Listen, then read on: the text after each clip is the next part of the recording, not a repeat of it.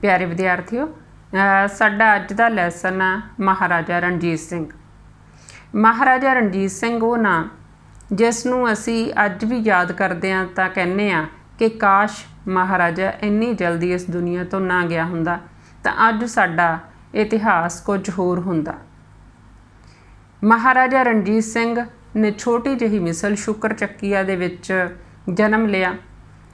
12 साल की उम्र सी उन्हां दी सिर्फ जदों उन्हां दे पिता की मौत हुई, जदों उन्हां ने गद्दी संभाली। इन्नी छोटी उम्र दे विच उन्हां ने वड्डे सुपने देखे ते उन्हां सुपनिਆਂ ਨੂੰ साकार भी कीता जदों उन्हां ने एक विशाल सिख साम्राज की स्थापना की। उन्हां ने ना सिर्फ महान जित्तां जित्तियां बल्कि एक इस तरह का शासन प्रबंध भी कायम किया जिस नूं असीं अज याद करदे हां ते उहदियां उदाहरणां दिंदे हां कि काश महाराजा रणजीत सिंह वर्गा राज होवे, जां असीं कहने आ कि महाराजा रणजीत सिंह वर्गा राज कदे आ नहीं सकदा।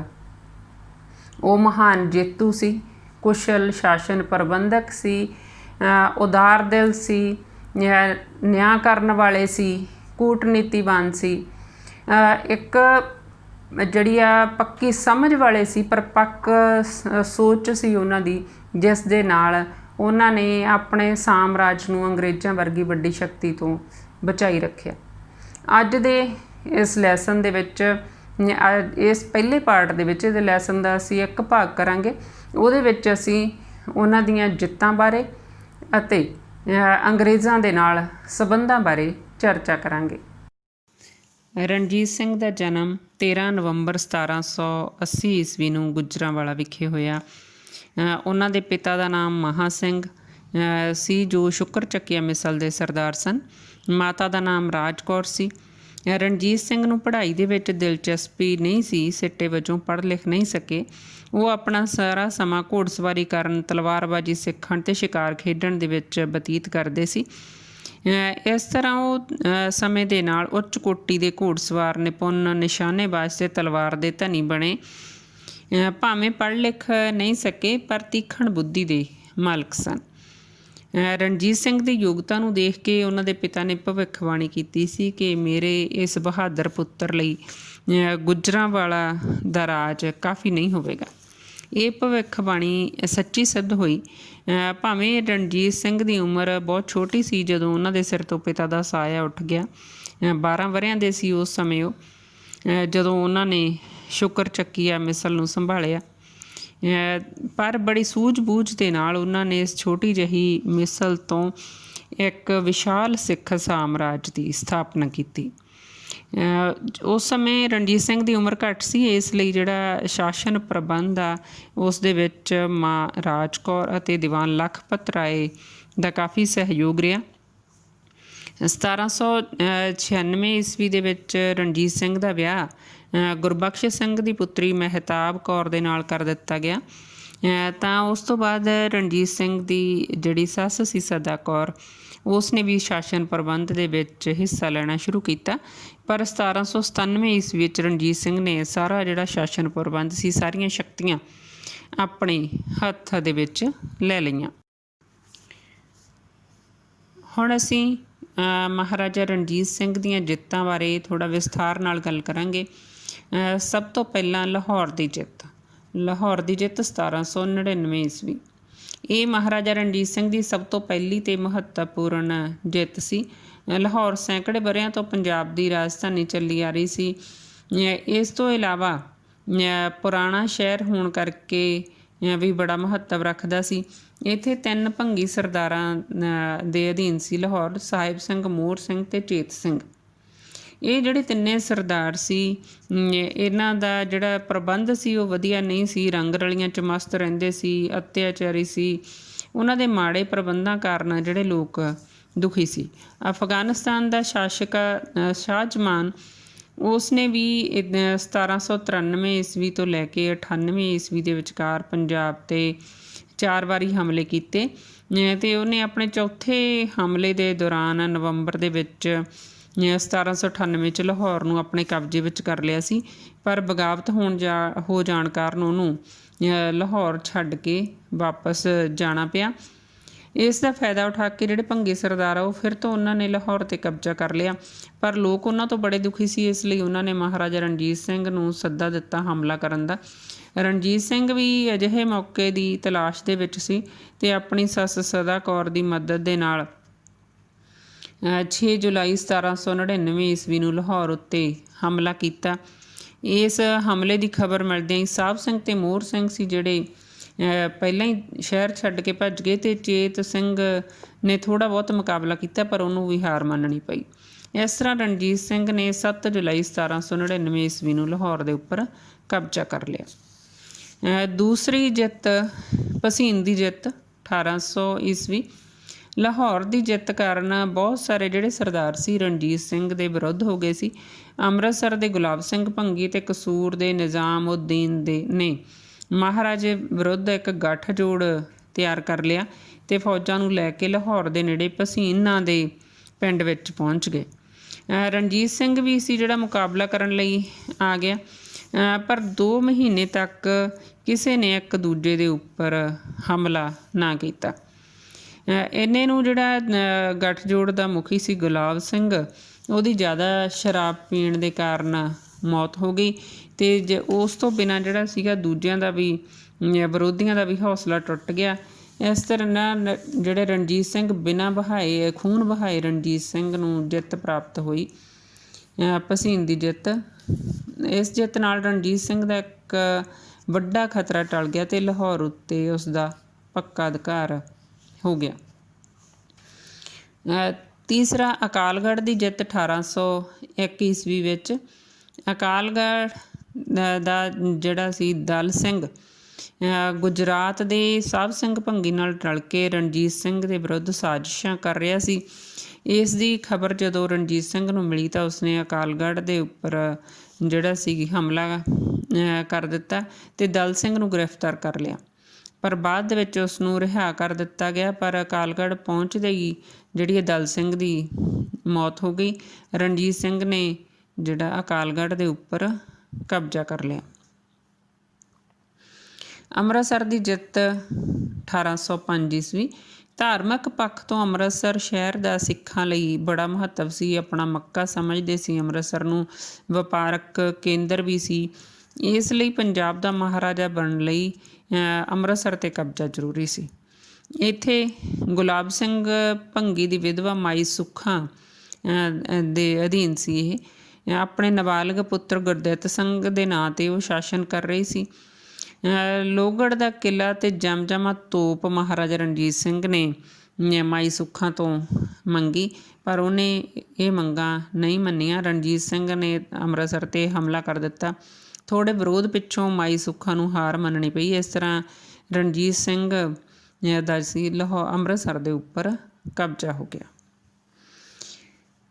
ਸਤਲੁਜ ਪਾਰ ਦੇ ਹਮਲੇ 1806 ਤੋਂ 8 ਈਸਵੀ।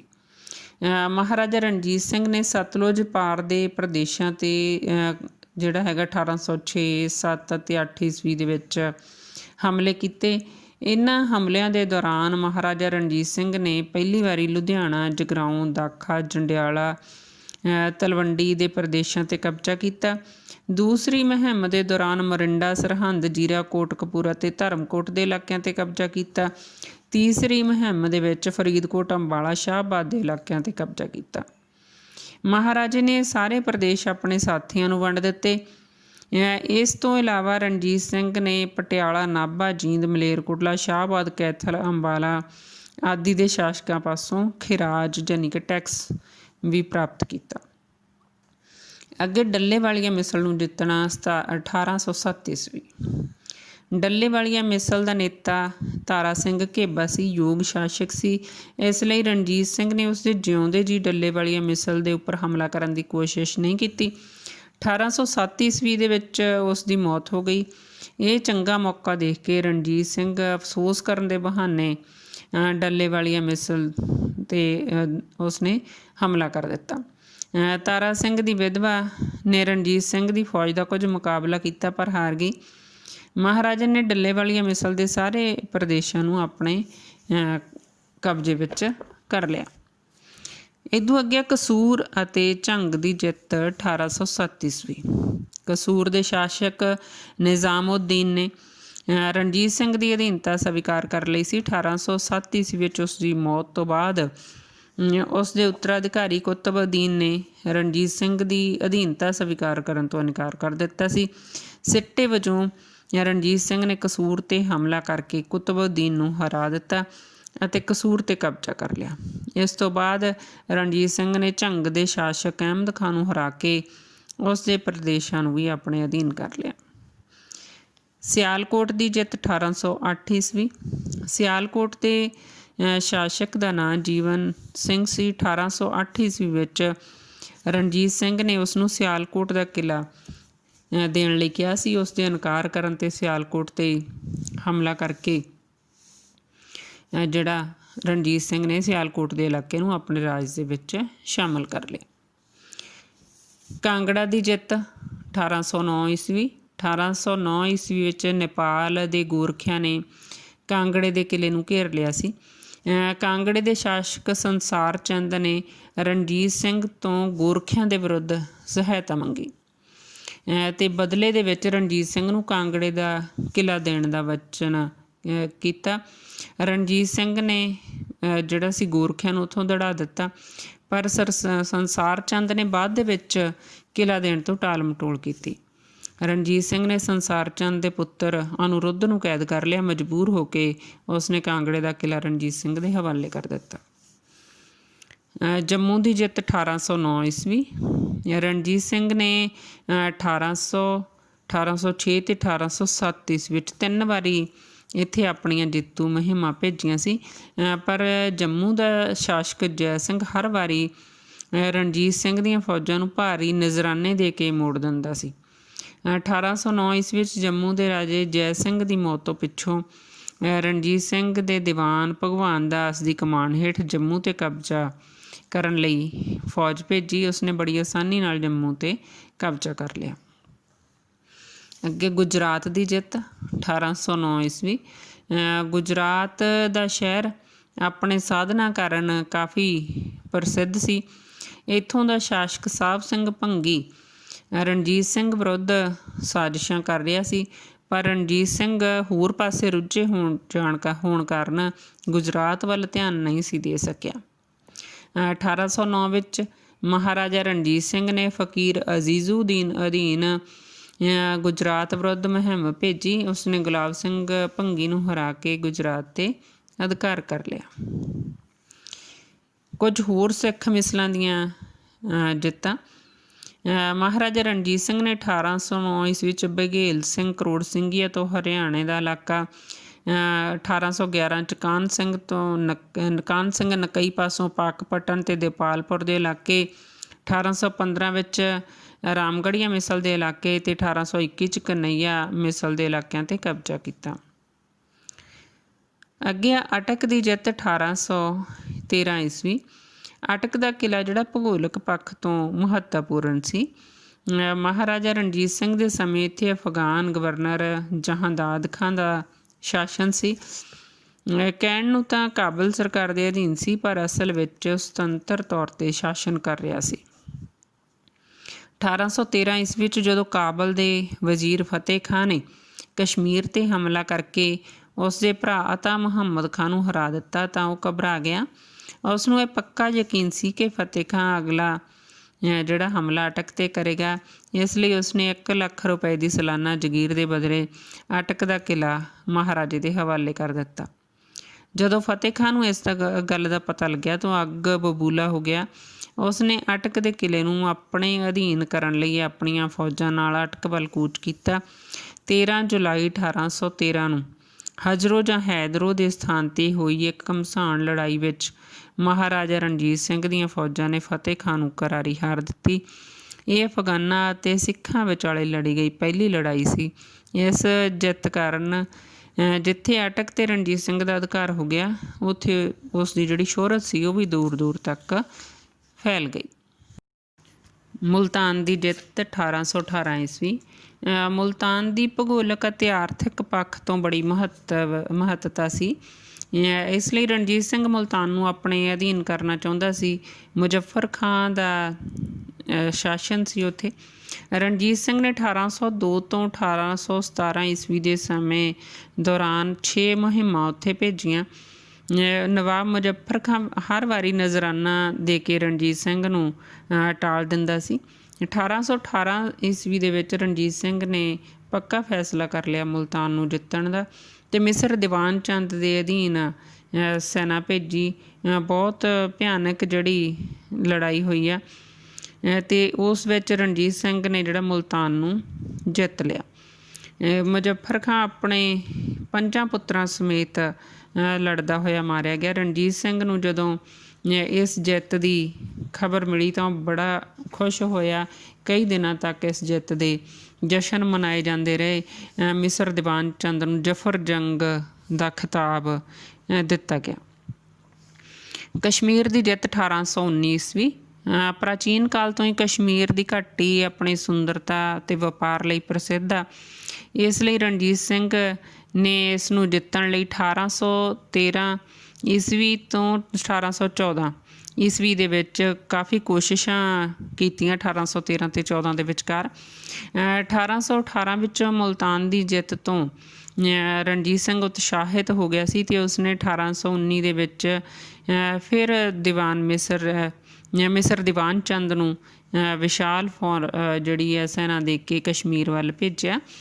ਇਸ ਫੌਜ ਨੇ ਕਸ਼ਮੀਰ ਦੇ ਅਫਗਾਨ ਗਵਰਨਰ ਜਬਰ ਖਾਂ ਨੂੰ ਹਰਾ ਕੇ ਕਸ਼ਮੀਰ ਦੇ ਉੱਤੇ ਕਬਜ਼ਾ ਕਰ ਲਿਆ। ਇਸ ਜਿੱਤ ਨਾਲ ਮਹਾਰਾਜੇ ਦੇ ਮਾਣ ਸਨਮਾਨ ਦੇ ਵਿੱਚ ਬਹੁਤ ਵਾਧਾ ਹੋਇਆ।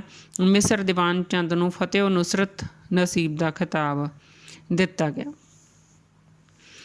ਡੇਰਾ ਜਾਤ ਦੀ ਜਿੱਤ 1820-21। 1820-21 ਵਿੱਚ ਮਹਾਰਾਜਾ ਰਣਜੀਤ ਸਿੰਘ ਦੀਆਂ ਫੌਜਾਂ ਨੇ ਡੇਰਾ ਗਾਜ਼ੀ ਖਾਂ, ਮਨਕੇਰਾ, ਡੇਰਾ ਇਸਮਾਇਲ ਖਾਂ, ਕੋਹਾਟ, ਬੰਨੂ ਦੇ ਇਲਾਕਿਆਂ ਨੂੰ ਜਿੱਤ ਲਿਆ। ਇਹਨਾਂ ਸਾਰੇ ਪ੍ਰਦੇਸ਼ਾਂ ਨੂੰ ਸਮੂਹਿਕ ਰੂਪ 'ਚ ਡੇਰਾ ਜਾਤ ਕਿਹਾ ਜਾਂਦਾ ਸੀ। ਪੇਸ਼ਾਵਰ ਦੀ ਜਿੱਤ 1834 ਈਸਵੀ।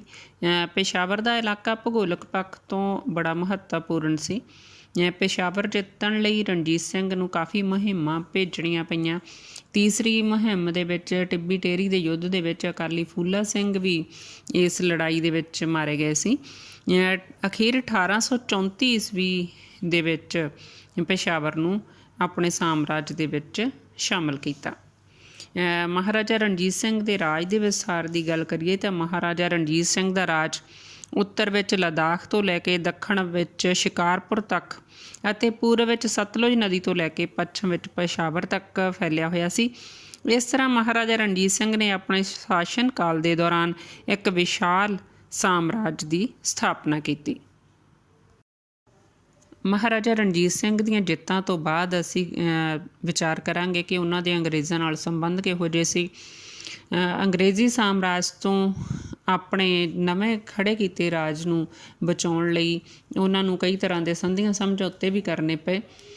ਉਹਨਾਂ ਦੇ ਸੰਬੰਧਾਂ ਨੂੰ ਅਸੀਂ ਵੱਖ-ਵੱਖ ਪੜਾਵਾਂ 'ਚ ਵੰਡਦੇ ਹਾਂ। ਪਹਿਲੇ ਪੜਾਅ ਦੇ ਵਿੱਚ 1800 ਤੋਂ 1809 ਈਸਵੀ ਦਾ ਸਮਾਂ। ਮਹਾਰਾਜਾ ਰਣਜੀਤ ਸਿੰਘ ਨੇ ਅਫਗਾਨਿਸਤਾਨ ਦੇ ਸ਼ਾਸਕ ਸ਼ਾਹ ਜਮਾਨ ਦੇ ਨਾਲ ਮਿੱਤਰਤਾਪੂਰਨ ਸੰਬੰਧ ਕਾਇਮ ਕਰ ਲਏ ਸੀ, ਜਿਸ ਤੋਂ ਅੰਗਰੇਜ਼ਾਂ ਨੂੰ ਖਤਰਾ ਪੈਦਾ ਹੋ ਗਿਆ ਕਿ ਕਿਤੇ ਰਣਜੀਤ ਸਿੰਘ ਅਫਗਾਨਿਸਤਾਨ ਨਾਲ ਮਿਲ ਕੇ ਸਾਡੇ 'ਤੇ ਹਮਲਾ ਨਾ ਕਰ ਦੇਵੇ। ਇਸ ਲਈ ਉਹਨਾਂ ਨੇ ਰਣਜੀਤ ਸਿੰਘ ਵੱਲ ਮਿੱਤਰਤਾ ਦਾ ਹੱਥ ਵਧਾਇਆ ਅਤੇ ਯੂਸਫ ਅਲੀ ਨੂੰ ਆਪਣਾ ਪ੍ਰਤੀਨਿਧ ਬਣਾ ਕੇ ਭੇਜਿਆ। ਭਾਵੇਂ ਅਫਗਾਨਿਸਤਾਨ ਦੇ ਵਿੱਚ ਗ੍ਰਹਿ ਯੁੱਧ ਛਿੜਨ ਕਾਰਨ ਅੰਗਰੇਜ਼ਾਂ ਨੂੰ ਖਤਰਾ ਉੱਧਰੋਂ ਟਲ ਗਿਆ, ਪਰ ਇਸ ਮਿਸ਼ਨ ਨੇ ਇੱਕ ਸਦਭਾਵਨਾ ਮਿਸ਼ਨ ਵਜੋਂ ਕੰਮ ਕੀਤਾ। ਵਧੀਆ ਸ਼ੁਰੂਆਤ ਸੰਬੰਧਾਂ ਦੀ ਮੰਨ ਸਕਦੇ ਹਾਂ। ਇਸ ਤੋਂ ਬਾਅਦ ਜਿਹੜਾ ਹੈ ਹੋਲਕਰ ਦਾ ਪੰਜਾਬ ਆਉਣਾ। ਹੋਲਕਰ ਅੰਗਰੇਜ਼ਾਂ ਹੱਥੋਂ ਹਾਰ ਖਾ ਕੇ ਪੰਜਾਬ 'ਚ ਆਇਆ। ਮਰਹੱਟਾ ਸਰਦਾਰ ਸੀ ਜਸਵੰਤ ਰਾਓ ਹੋਲਕਰ, ਪਰ ਰਣਜੀਤ ਸਿੰਘ ਨੇ ਸਿਆਣਪ ਤੋਂ ਕੰਮ ਲਿਆ ਅਤੇ ਉਹਦੀ ਮਦਦ ਨਹੀਂ ਕੀਤੀ ਕਿਉਂਕਿ ਅੰਗਰੇਜ਼ ਉਸ ਦੇ ਵਿਰੁੱਧ ਨਾ ਹੋ ਜਾਣ। ਇਸ ਲਈ ਤਾਂ ਅੰਗਰੇਜ਼ ਇਸ ਗੱਲ ਤੋਂ ਬੜੇ ਖੁਸ਼ ਹੋਏ। ਇਸ ਕਰਕੇ ਉਹਨਾਂ ਨੇ 1806 ਈਸਵੀ ਵਿੱਚ ਰਣਜੀਤ ਸਿੰਘ ਨਾਲ ਲਾਹੌਰ ਦੀ ਸੰਧੀ ਕੀਤੀ। ਇਹ ਸੰਧੀ ਅਨੁਸਾਰ ਕਿ ਰਣਜੀਤ ਸਿੰਘ ਹੋਲਕਰ ਦੀ ਕੋਈ ਮਦਦ ਨਹੀਂ ਕਰੂ ਅਤੇ ਉਹਨੂੰ ਸ਼ਾਂਤੀਪੂਰਵਕ ਅੰਮ੍ਰਿਤਸਰ ਵਿੱਚੋਂ ਨਿਕਲ ਜਾਣ ਦੇਵੇਗਾ। ਤੇ ਅੰਗਰੇਜ਼ਾਂ ਨੇ ਵੀ ਮੰਨਿਆ ਕਿ ਰਣਜੀਤ ਸਿੰਘ ਦੇ ਕੰਮਾਂ ਦੇ ਵਿੱਚ ਉਸ ਦੇ ਇਲਾਕੇ ਦੇ ਵਿੱਚ ਜਿਹੜੇ ਅੰਗਰੇਜ਼ ਦਖਲ ਨਹੀਂ ਦੇਣਗੇ। ਅੱਗੇ ਹੈ ਨੈਪੋਲੀਅਨ ਦਾ ਖਤਰਾ। ਇਹ 'ਚ 1800 ਅੰਤਰਰਾਸ਼ਟਰੀ ਜਿਹੜਾ ਇਹ ਬਦਲਾਅ ਸੀ ਕਿ 1807 ਈਸਵੀ ਦੇ ਵਿੱਚ ਨੈਪੋਲੀਅਨ ਨੇ ਰੂਸ ਨਾਲ ਇੱਕ ਸੰਧੀ ਕੀਤੀ, ਟਿਲਸਿਟ ਦੀ ਸੰਧੀ ਜਿਹਨੂੰ ਕਿਹਾ ਜਾਂਦਾ। ਇਸ ਸੰਧੀ ਅਨੁਸਾਰ ਰੂਸ ਨੇ ਨੈਪੋਲੀਅਨ ਨੂੰ ਭਾਰਤ ਉੱਤੇ ਹਮਲਾ ਕਰਨ ਦੇ ਸਮੇਂ ਕਿਹਾ ਸੀ ਕਿ ਪੂਰਾ ਸਹਿਯੋਗ ਦੇਵੇਗਾ। ਇਸ ਲਈ ਅੰਗਰੇਜ਼ ਸਰਕਾਰ ਸੀ ਜਿਹੜੀ ਘਬਰਾ ਗਈ ਸੀ ਅਤੇ ਉਹਨਾਂ ਨੇ ਰਣਜੀਤ ਸਿੰਘ ਨਾਲ ਮਿੱਤਰਤਾ ਕਰਨ ਦੀ ਗੱਲ ਸੋਚੀ ਅਤੇ ਉਹਨਾਂ ਨੇ ਚਾਰਲਸ ਮੈਟਕਾਫ ਨੂੰ ਰਣਜੀਤ ਸਿੰਘ ਦੇ ਨਾਲ ਸੰਧੀ ਕਰਨ ਦੇ ਲਈ ਭੇਜਿਆ। ਪਰ 2 ਵਾਰ ਜਿਹੜਾ ਇਹ ਸਮਝੌਤੇ ਦੀ ਕੋਸ਼ਿਸ਼ ਹੋਈ ਰਣਜੀਤ ਸਿੰਘ ਨਾਲ, ਪਰ ਸਿਰੇ ਨਾ ਚੜ੍ਹ ਸਕੀ ਕਿਉਂਕਿ ਸ਼ਰਤਾਂ ਤਹਿਤ ਸਮਝੌਤਾ ਸੀ। ਤਣਾਅ ਵੱਧਦਾ ਗਿਆ। ਇੱਕ ਵਾਰ ਤਾਂ ਫਰਵਰੀ 1809 ਈਸਵੀ ਦੇ ਵਿੱਚ ਲੜਾਈ ਵਰਗੇ ਹਾਲਾਤ ਬਣ ਗਏ ਸੀ, ਪਰ ਅਖੀਰ ਨੂੰ ਰਣਜੀਤ ਸਿੰਘ ਨੂੰ ਅੰਗਰੇਜ਼ਾਂ ਦੇ ਨਾਲ ਸੰਧੀ ਕਰਨੀ ਪਈ। 1809 ਈਸਵੀ ਦੇ ਵਿੱਚ 25 ਅਪ੍ਰੈਲ 1809 ਈਸਵੀ ਦੇ ਵਿੱਚ ਅੰਮ੍ਰਿਤਸਰ ਦੀ ਸੰਧੀ ਹੋਈ। ਇਸ ਸੰਧੀ ਮੁਤਾਬਕ ਜਿਹੜਾ ਸੀ ਸਤਲੁਜ ਦਰਿਆ ਨੂੰ ਰਾਜ ਦੀ ਪੂਰਬੀ ਹੱਦ ਮੰਨ ਲਿਆ ਗਿਆ। ਰਣਜੀਤ ਸਿੰਘ ਨੇ ਵੀ ਮੰਨਿਆ ਕਿ ਸਤਲੁਜ ਪਾਰ ਦੇ ਪ੍ਰਦੇਸ਼ਾਂ 'ਤੇ ਕੋਈ ਹਮਲਾ ਨਹੀਂ ਕਰੇਗਾ ਅਤੇ ਅੰਗਰੇਜ਼ ਰਣਜੀਤ ਸਿੰਘ ਦੇ ਇਲਾਕੇ 'ਚ ਕੋਈ ਦਖਲ ਨਹੀਂ ਦੇਣਗੇ। ਕੇ ਖੁੱਲਰ ਲਿਖਦੇ ਨੇ ਕਿ ਅੰਮ੍ਰਿਤਸਰ ਦੀ ਸੰਧੀ 'ਤੇ ਦਸਤਖਤ ਕਰਕੇ ਰਣਜੀਤ ਸਿੰਘ ਨੇ ਸਿਆਣਪ ਵਾਲਾ ਕੰਮ ਕੀਤਾ, ਉਸਨੇ ਆਪਣੇ ਰਾਜ ਨੂੰ ਸੁਰੱਖਿਅਤ ਰੱਖ ਲਿਆ। ਸੰਬੰਧਾਂ ਦੇ ਦੂਜੇ ਪੜਾਅ ਹੈਗਾ ਜਿਹੜਾ 1809 ਤੋਂ 29 ਈਸਵੀ ਤੱਕ ਦਾ ਇਹਦੇ ਵਿੱਚ ਸਮਾਂ ਵਾ। ਇਹ 1809 ਤੋਂ 1812 ਤੱਕ ਦਾ ਜਿਹੜਾ ਸਮਾਂ ਸ਼ੱਕ ਅਤੇ ਬੇਵਿਸ਼ਵਾਸੀ ਦਾ ਸਮਾਂ ਸੀ। ਦੋਵੇਂ ਧਿਰਾਂ ਨੇ ਜਸੂਸ ਛੱਡੇ ਹੋਏ ਸੀ, ਵਧਾ ਚੜ੍ਹਾ ਕੇ ਉੱਧਰੋਂ ਉੱਧਰੀ ਸੂਚਨਾਵਾਂ ਦਿੰਦੇ ਸੀ। ਤਾਂ ਇਹ ਸਮਾਂ ਜਿਹੜਾ ਹੈ ਦੋਵਾਂ ਦੇ ਵਿੱਚ ਅਵਿਸ਼ਵਾਸ ਦਾ ਸਮਾਂ ਸੀ। ਇਸ ਤੋਂ ਅੱਗੇ ਸੰਬੰਧਾਂ ਦੇ ਵਿੱਚ ਸੁਧਾਰ ਦਾ ਸਮਾਂ ਵਾ 1812 ਤੋਂ 1821 ਤੱਕ ਦਾ ਸਮਾਂ। ਦੋਵਾਂ ਨੇ ਇੱਕ ਦੂਜੇ ਦੇ ਕੰਮਾਂ ਦੇ ਵਿੱਚ ਕੋਈ ਦਖਲ ਨਹੀਂ ਦਿੱਤਾ। ਰਣਜੀਤ ਸਿੰਘ ਨੇ ਵੀ ਡੇਵ ਡਾਕਟਰ ਲੋਨੀ ਨੂੰ ਆਪਣੇ ਪੁੱਤਰ ਖੜਕ ਸਿੰਘ ਦੀ ਸ਼ਾਦੀ 'ਤੇ ਸੱਦਾ ਦਿੱਤਾ। ਦੋਵਾਂ ਵਿੱਚ ਸੰਬੰਧ ਜਿਹੜੇ ਆ ਸੁਧਰੇ, ਤਣਾਅ ਘੱਟ ਹੋਇਆ। ਬੱਧਨੀ ਪਿੰਡ ਦੀ ਸਮੱਸਿਆ 1822 ਈਸਵੀ ਦੇ ਵਿੱਚ ਬੱਧਨੀ ਪਿੰਡ ਦੀ ਮਲਕੀਅਤ ਨੇ ਵੀ ਅੰਗਰੇਜ਼ਾਂ ਅਤੇ ਰਣਜੀਤ ਸਿੰਘ ਦੇ ਸੰਬੰਧਾਂ ਦੇ ਵਿੱਚ ਕੁੜੱਤਣ ਪੈਦਾ ਕੀਤੀ। ਬੱਧਨੀ ਪਿੰਡ ਮਹਾਰਾਜਾ ਰਣਜੀਤ ਸਿੰਘ ਨੇ ਆਪਣੀ ਸੱਸ ਸਦਾ ਕੌਰ ਨੂੰ ਦਿੱਤਾ ਸੀ, ਪਰ ਸੰਬੰਧਾਂ ਦੇ ਵਿੱਚ ਤਬਦੀਲੀ ਆਉਣ ਕਾਰਨ, ਉਹਨਾਂ ਦੇ ਸੰਬੰਧ ਖਰਾਬ ਹੋਣ ਕਾਰਨ ਉਹ ਪਿੰਡ ਵਾਪਸ ਲੈ ਲਿਆ ਗਿਆ। ਇਹ ਸੱਸ ਸਦਾ ਕੌਰ ਦੇ ਕਹਿਣ 'ਤੇ ਅੰਗਰੇਜ਼ਾਂ ਨੇ ਬੱਧਨੀ ਤੋਂ ਰਣਜੀਤ ਸਿੰਘ ਦੀਆਂ ਫੌਜਾਂ ਨੂੰ ਕੱਢ ਦਿੱਤਾ, ਜਿਸ ਦਾ ਰਣਜੀਤ ਸਿੰਘ ਨੂੰ ਬੜਾ ਦੁੱਖ ਲੱਗਿਆ, ਪਰ ਉਸਨੇ ਲੜਾਈ ਕਰਨੀ ਠੀਕ ਨਾ ਸਮਝੀ। ਪਰ 1823 ਈਸਵੀ ਦੇ ਵਿੱਚ ਵੇਡ, ਜੋ ਕਿ ਲੁਧਿਆਣਾ ਵਿੱਚ ਅੰਗਰੇਜ਼ਾਂ ਦਾ ਪੋਲੀਟੀਕਲ ਏਜੰਟ ਸੀ, ਉਸ ਨੇ ਦਖਲ ਦੇ ਕੇ ਰਣਜੀਤ ਸਿੰਘ ਨੂੰ ਇਹ ਇਲਾਕਾ ਵਾਪਸ ਕਰਵਾ ਦਿੱਤਾ, ਜਿਸ 'ਤੇ ਖੁਸ਼ ਹੋ ਕੇ ਰਣਜੀਤ ਸਿੰਘ ਨੇ ਵੀ ਅੰਗਰੇਜ਼ਾਂ ਦਾ ਸਾਥ ਦਿੱਤਾ। 1824 ਈਸਵੀ ਵਿੱਚ ਨੇਪਾਲ ਸਰਕਾਰ ਨੇ ਰਣਜੀਤ ਸਿੰਘ ਤੋਂ ਅੰਗਰੇਜ਼ਾਂ ਵਿਰੁੱਧ ਸਹਾਇਤਾ ਮੰਗੀ ਸੀ। ਇਸੇ ਤਰ੍ਹਾਂ 1825 'ਚ ਭਰਤਪੁਰ ਦੇ ਰਾਜੇ ਨੇ ਵੀ ਅੰਗਰੇਜ਼ਾਂ ਵਿਰੁੱਧ ਸਹਾਇਤਾ ਮੰਗੀ, ਜਿਸ ਤੋਂ ਰਣਜੀਤ ਸਿੰਘ ਨੇ ਇਨਕਾਰ ਕਰ ਦਿੱਤਾ। ਅਤੇ 1826 ਦੇ ਵਿੱਚ ਜਦੋਂ ਰਣਜੀਤ ਸਿੰਘ ਬਿਮਾਰ ਪਿਆ ਤਾਂ ਅੰਗਰੇਜ਼ਾਂ ਨੇ ਵੀ ਡਾਕਟਰ ਮਰੇ ਨੂੰ ਰਣਜੀਤ ਸਿੰਘ ਦੇ ਇਲਾਜ ਲਈ ਭੇਜਿਆ। ਇਸ ਤਰ੍ਹਾਂ ਦੋਵਾਂ ਧਿਰਾਂ ਦੇ ਸੰਬੰਧਾਂ ਦੇ ਵਿੱਚ ਸੁਧਾਰ ਹੋਇਆ। ਤੀਸਰੇ ਪੜਾਅ ਦੇ ਵਿੱਚ 1830 ਤੋਂ 39 ਈਸਵੀ ਤੱਕ ਦਾ ਸਮਾਂ। ਇਸ ਸਮੇਂ ਦੇ ਦੌਰਾਨ ਅੰਗਰੇਜ਼ ਹਾਵੀ ਹੁੰਦੇ ਰਹੇ ਅਤੇ ਰਣਜੀਤ ਸਿੰਘ ਨੂੰ ਦਬਾਉਣ ਦਾ ਯਤਨ ਕੀਤਾ ਗਿਆ।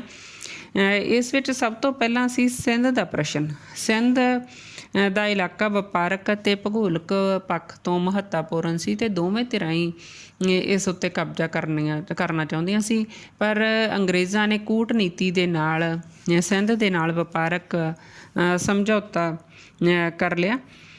ਇਸ ਕਾਰਨ ਰਣਜੀਤ ਸਿੰਘ ਅਤੇ ਅੰਗਰੇਜ਼ਾਂ ਦੇ ਵਿਚਕਾਰ ਮੁੜ ਤਣਾਅ ਪੈਦਾ ਹੋ ਗਿਆ। ਇਸੇ ਤਰ੍ਹਾਂ ਹੀ ਸ਼ਿਕਾਰਪੁਰ ਉੱਤੇ ਵੀ ਰਣਜੀਤ ਸਿੰਘ ਨੇ ਕਬਜ਼ਾ ਕੀਤਾ ਸੀ। 1835 ਈਸਵੀ ਵਿੱਚ ਮਜ਼ਾਰਿਸ ਨਾਂ ਦੇ ਇੱਕ ਕਬੀਲੇ ਨੇ ਰਣਜੀਤ ਸਿੰਘ ਦੇ ਸੀਮਾਵਰਤੀ ਪ੍ਰਾਂਤ 'ਤੇ ਹਮਲਾ ਕੀਤਾ ਸੀ ਅਤੇ ਰਣਜੀਤ ਸਿੰਘ ਨੇ ਉਸ ਨੂੰ ਹਰਾ ਕੇ ਸ਼ਿਕਾਰਪੁਰ 'ਤੇ ਕਬਜ਼ਾ ਕੀਤਾ ਸੀ। ਪਰ ਅੰਗਰੇਜ਼ੀ ਸੈਨਾ ਵੇਟ ਦੇ ਅਧੀਨ ਉੱਥੇ ਪਹੁੰਚੀ ਤਾਂ ਉਹਨਾਂ ਨੇ ਸ਼ਿਕਾਰਪੁਰ ਨੂੰ ਖਾਲੀ ਕਰਨ ਲਈ ਕਿਹਾ। ਮਜਬੂਰ ਹੋ ਕੇ ਰਣਜੀਤ ਸਿੰਘ ਨੂੰ ਪਿੱਛੇ ਹਟਣਾ ਪਿਆ। ਇਸੇ ਤਰ੍ਹਾਂ ਹੀ ਫਿਰੋਜ਼ਪੁਰ 'ਤੇ ਵੀ ਜਿਹੜਾ ਰਣਜੀਤ ਸਿੰਘ ਦਾ ਅਧਿਕਾਰ ਸੀ, ਪਰ 1835 ਈਸਵੀ ਵਿੱਚ ਅੰਗਰੇਜ਼ਾਂ ਨੇ ਉਸ 'ਤੇ ਕਬਜ਼ਾ ਕਰ ਲਿਆ। ਇਹ ਸ਼ਹਿਰ ਲਾਹੌਰ ਦੇ ਨੇੜੇ ਹੋਣ ਕਾਰਨ ਰਣਜੀਤ ਸਿੰਘ ਦੀਆਂ ਸਰਗਰਮੀਆਂ ਬਾਰੇ ਉਹ ਚੰਗੀ ਤਰ੍ਹਾਂ ਜਾਣਕਾਰੀ ਲੈ ਸਕਦੇ ਸੀ ਅਤੇ 1838 ਵਿੱਚ ਉਹਨਾਂ ਨੇ ਇੱਥੇ ਸ਼ਕਤੀਸ਼ਾਲੀ ਸੈਨਿਕ ਛਾਉਣੀ ਬਣਾ ਲਈ। ਰਣਜੀਤ ਸਿੰਘ ਨੂੰ ਭਾਵੇਂ ਇਸ ਗੱਲ ਦਾ ਬੜਾ ਗੁੱਸਾ ਲੱਗਿਆ, ਪਰ ਅੰਗਰੇਜ਼ਾਂ ਨੇ ਉਸ ਦੀ ਕੋਈ ਪਰਵਾਹ ਨਹੀਂ ਕੀਤੀ। ਇਸ ਤੋਂ ਅੱਗੇ 3 ਪੱਖੀ ਸੰਧੀ 1837 ਈਸਵੀ ਦੇ ਵਿੱਚ ਜਿਹੜਾ ਰੂਸ ਸੀ ਉਹ ਬੜੀ ਤੇਜ਼ੀ ਨਾਲ ਏਸ਼ੀਆ ਵੱਲ ਵੱਧ ਰਿਹਾ ਸੀ, ਜਿਸ ਤੋਂ ਅੰਗਰੇਜ਼ਾਂ ਨੂੰ ਖਤਰਾ ਪੈਦਾ ਹੋ ਗਿਆ ਕਿ ਰੂਸ ਕਿਤੇ ਅਫਗਾਨਿਸਤਾਨ ਦੇ ਰਸਤੇ ਭਾਰਤ 'ਤੇ ਹਮਲਾ ਨਾ ਕਰ ਦੇਵੇ। ਇਸ ਲਈ ਉਹਨਾਂ ਨੇ ਅਫਗਾਨਿਸਤਾਨ ਵਾਲਾ ਜਿਹੜਾ ਪਾਸਾ ਵਾ ਉਹਨੂੰ ਸੁਰੱਖਿਅਤ ਕਰਨ ਲਈ ਉੱਥੋਂ ਦੇ ਸ਼ਾਸਕ ਦੋਸਤ ਮੁਹੰਮਦ ਖਾਂ ਨਾਲ ਗੱਲ ਕੀਤੀ, ਪਰ ਉਸ ਦੇ ਨਾਲ ਗੱਲਬਾਤ ਆ ਜਿਹੜੀ ਸਿਰੇ ਨਾ ਚੜ੍ਹੀ। ਤਾਂ ਅੰਗਰੇਜ਼ਾਂ ਨੇ ਰਣਜੀਤ ਸਿੰਘ ਨੂੰ ਨਾਲ ਲਿਆ, ਭਾਵੇਂ ਰਣਜੀਤ ਸਿੰਘ ਇਸ ਦੇ ਵਿੱਚ ਸ਼ਾਮਲ ਨਹੀਂ ਸੀ ਹੋਣਾ ਚਾਹੁੰਦਾ, ਪਰ ਧੱਕੇ ਨਾਲ ਇਹ ਸੰਧੀ ਕਰਨ ਲਈ ਰਣਜੀਤ ਸਿੰਘ ਨੂੰ ਮਜਬੂਰ ਕੀਤਾ ਗਿਆ ਅਤੇ ਫੈਸਲਾ ਕੀਤਾ ਗਿਆ ਸੰਧੀ ਮੁਤਾਬਕ ਕਿ ਜਿਹੜਾ ਦੋਸਤ ਮੁਹੰਮਦ ਖਾਂ ਉਹਨੂੰ ਗੱਦੀ ਤੋਂ ਲਾਇਆ ਜਾਵੇ ਅਤੇ ਸਾਬਕਾ ਸ਼ਾਸਕ ਸੀ ਜਿਹੜਾ ਸ਼ਾਹ ਸ਼ੁਜਾ ਉਹਨੂੰ ਗੱਦੀ 'ਤੇ ਬਿਠਾਇਆ ਜਾਵੇ।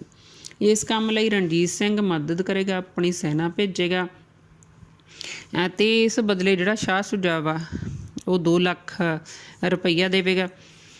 ਅਤੇ ਇਹ ਸੰਧੀ 26 ਜੂਨ 1838 ਈਸਵੀ ਨੂੰ ਮਹਾਰਾਜਾ ਰਣਜੀਤ ਸਿੰਘ, ਸ਼ਾਹ ਸ਼ੁਜਾ ਅਤੇ ਅੰਗਰੇਜ਼ਾਂ ਦੇ ਵਿਚਕਾਰ ਹੋਈ।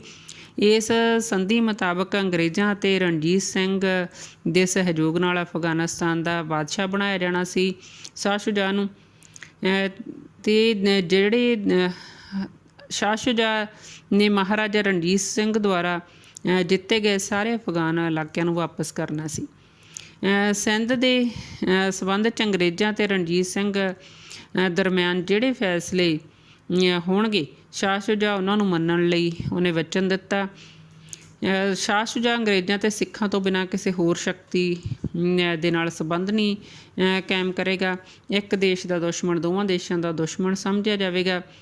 ਇਸ ਤਰ੍ਹਾਂ ਕਰਕੇ ਜਿਹੜੀ ਆ ਇਹ ਸੰਧੀ 3 ਧਿਰਾਂ ਦੇ ਵਿਚਕਾਰ ਹੋਈ, ਜਿਸ ਵਿੱਚ ਰਣਜੀਤ ਸਿੰਘ ਨੂੰ ਨਾ ਚਾਹੁੰਦੇ ਹੋਏ ਵੀ ਸ਼ਾਮਲ ਹੋਣਾ ਪਿਆ। 27 ਜੂਨ 1839 ਈਸਵੀ ਨੂੰ ਇਹ ਸੰਧੀ ਤੋਂ ਜਲਦੀ ਪਿੱਛੋਂ ਰਣਜੀਤ ਸਿੰਘ ਜਿਹੜੇ ਇਸ ਸੰਸਾਰ ਤੋਂ ਚਲੇ ਗਏ। ਰਣਜੀਤ ਸਿੰਘ ਦੇ ਅੰਗਰੇਜ਼ਾਂ ਨਾਲ ਸੰਬੰਧਾਂ ਦਾ ਜੇ ਮੁਲਾਂਕਣ ਕਰੀਏ ਤਾਂ ਬਹੁਤ ਸਾਰੇ ਇਤਿਹਾਸਕਾਰ ਮੰਨਦੇ ਆ ਕਿ ਰਣਜੀਤ ਸਿੰਘ ਨੇ ਝੁਕਣ ਦੀ ਨੀਤੀ ਅਪਣਾਈ। ਉਹਨਾਂ ਨੂੰ ਖਤਰਾ ਸੀ ਕਿ ਜਿਹੜਾ ਉਹਨਾਂ ਨੇ ਸਾਮਰਾਜ ਹੁਣੇ ਖੜ੍ਹਾ ਕੀਤਾ ਕਿ ਕਿਤੇ ਅੰਗਰੇਜ਼ ਉਸ 'ਤੇ ਕਬਜ਼ਾ ਨਾ ਕਰ ਲੈਣ। ਇਹ ਸਮੇਂ ਦੀ ਲੋੜ ਵੀ ਸੀ। ਇਹ ਰਣਜੀਤ ਸਿੰਘ ਨੇ ਜੋ ਝੁਕਣ ਦੀ ਨੀਤੀ ਅਪਣਾਈ, ਜੋ ਸੰਧੀਆਂ ਸਮਝੌਤੇ ਕੀਤੇ, ਤਾਂ ਹੀ ਉਹ ਲੰਬੇ ਸਮੇਂ ਤੱਕ ਆਪਣੇ ਸਾਮਰਾਜ ਨੂੰ ਅੰਗਰੇਜ਼ਾਂ ਤੋਂ ਬਚਾਉਣ ਦੇ ਵਿੱਚ ਕਾਮਯਾਬ ਰਹੇ। ਪਿਆਰੇ ਵਿਦਿਆਰਥੀਓ, ਅੱਜ ਦੇ ਲੈਸਨ ਦੇ ਵਿੱਚ ਅਸੀਂ ਪੜ੍ਹਿਆ ਕਿ ਮਹਾਰਾਜਾ ਰਣਜੀਤ ਸਿੰਘ ਦੀਆਂ ਜਿੱਤਾਂ ਬਾਰੇ, ਉਹਨਾਂ ਦੇ ਅੰਗਰੇਜ਼ਾਂ ਨਾਲ ਸੰਬੰਧਾਂ ਦੇ ਬਾਰੇ ਪੜ੍ਹਿਆ। ਹੁਣ ਅਸੀਂ ਕੁਝ ਮਹੱਤਵਪੂਰਨ ਪ੍ਰਸ਼ਨਾਂ ਬਾਰੇ, ਕੁਝ ਮਹੱਤਵਪੂਰਨ ਗੱਲਾਂ ਜਿਹੜੀਆਂ ਤੁਹਾਨੂੰ ਯਾਦ ਰੱਖਣੀਆਂ ਚਾਹੀਦੀਆਂ ਨੇ ਉਹਨਾਂ ਬਾਰੇ ਗੱਲ ਕਰਾਂਗੇ। ਤੁਸੀਂ ਯਾਦ ਰੱਖਣਾ ਕਿ ਮਹਾਰਾਜਾ ਰਣਜੀਤ ਸਿੰਘ ਦਾ ਜਨਮ ਕਦੋਂ ਹੋਇਆ? 13 ਨਵੰਬਰ 1780 ਈਸਵੀ। ਉਹਨਾਂ ਦੀ ਮੌਤ 27 ਜੂਨ 1839 ਈਸਵੀ ਦੇ ਵਿੱਚ ਹੋਈ। ਉਹਨਾਂ ਦੇ ਮਾਤਾ ਪਿਤਾ ਦਾ ਕੀ ਨਾਮ ਸੀ? ਉਹਨਾਂ ਦੀ ਮਾਤਾ ਦਾ ਨਾਮ ਰਾਜ ਕੌਰ ਅਤੇ ਪਿਤਾ ਦਾ ਨਾਮ ਮਹਾਂ ਸਿੰਘ ਸੀ। ਸਦਾ ਕੌਰ ਕੌਣ ਸੀ? ਇਹ ਪ੍ਰਸ਼ਨ ਵੀ ਪੁੱਛ ਲਿਆ ਜਾਂਦਾ ਹੈ। ਉਹਨਾਂ ਦੀ ਸੱਸ ਦਾ ਨਾਮ ਸੀ। ਮਿਸਲ ਕਿਹੜੀ ਸੀ ਉਹਨਾਂ ਦੀ? ਸ਼ੁਕਰ ਚੱਕੀਆ ਮਿਸਲ ਦੇ ਵਿੱਚ ਉਹ ਪੈਦਾ ਹੋਏ। ਇੱਕ ਪ੍ਰਸ਼ਨ ਹੋਰ ਪੁੱਛਿਆ ਜਾਂਦਾ ਕਿ ਜ਼ਮਜ਼ਮਾ ਕੀ ਸੀ? ਜ਼ਮਜ਼ਮਾ ਬੇਟਾ ਤੋਪ ਦਾ ਨਾਮ ਆ, ਜਿਹੜੀ ਉਹਨਾਂ ਨੇ ਅੰਮ੍ਰਿਤਸਰ ਦੀ ਜਿੱਤ ਜਦੋਂ 1805 ਈਸਵੀ ਵਿੱਚ ਅੰਮ੍ਰਿਤਸਰ ਦੀ ਜਿੱਤ ਉਹਨਾਂ ਨੇ ਪ੍ਰਾਪਤ ਕੀਤੀ ਤਾਂ ਗੁਲਾਬ ਸਿੰਘ ਭੰਗੀ ਦੀ ਵਿਧਵਾ ਮਾਈ ਸੁੱਖਾਂ ਦੇ ਕੋਲ ਸੀ ਇਹ ਤੋਪ ਜਿਹੜੀ ਉਹਨਾਂ ਨੇ ਨੂੰ ਜਿੱਤ ਤੋਂ ਬਾਅਦ ਪ੍ਰਾਪਤ ਹੋਈ। ਇਸ ਤੋਂ ਬਿਨਾਂ ਜਿਹੜੀਆਂ ਉਹਨਾਂ ਦੀਆਂ ਮਹੱਤਵਪੂਰਨ ਜਿੱਤਾਂ ਨੇ ਉਹਨਾਂ ਦਾ ਸਨ ਤੁਹਾਨੂੰ ਪੁੱਛਿਆ ਜਾ ਸਕਦਾ, ਤੁਸੀਂ ਯਾਦ ਰੱਖਣੇ ਆ। ਲਾਹੌਰ ਦੀ ਜਿੱਤ 1799 ਈਸਵੀ, ਅੰਮ੍ਰਿਤਸਰ ਦੀ ਜਿੱਤ 1805, ਮੁਲਤਾਨ ਦੀ 1818, ਕਸ਼ਮੀਰ ਦੀ ਜਿੱਤ 1819, ਪੇਸ਼ਾਵਰ ਦੀ 1834। ਅਤੇ ਉਹਨਾਂ ਦੀਆਂ ਮਹੱਤਵਪੂਰਨ ਸੰਧੀਆਂ ਜਿਵੇਂ ਅੰਮ੍ਰਿਤਸਰ ਦੀ ਸੰਧੀ 25 ਅਪ੍ਰੈਲ 1809 ਨੂੰ ਹੋਈ ਸੀ। ਤਿੰਨ ਪੱਖੀ ਸੰਧੀ ਜਿਹੜੀ ਸੀ ਉਹ 26 ਜੂਨ 1838 ਨੂੰ ਹੋਈ ਸੀ। ਉਮੀਦ ਆ ਵਿਦਿਆਰਥੀਓ ਤੁਹਾਨੂੰ ਇੱਥੋਂ ਤੱਕ ਲੈਸਨ ਆ ਜਿਹੜਾ ਸਮਝ ਲੱਗ ਗਿਆ ਹੋਵੇਗਾ। ਅਗਲਾ ਪਾਰਟ ਫਿਰ ਆਪਾਂ ਕਰਾਂਗੇ, ਫਿਰ ਮਿਲਾਂਗੇ। ਧੰਨਵਾਦ।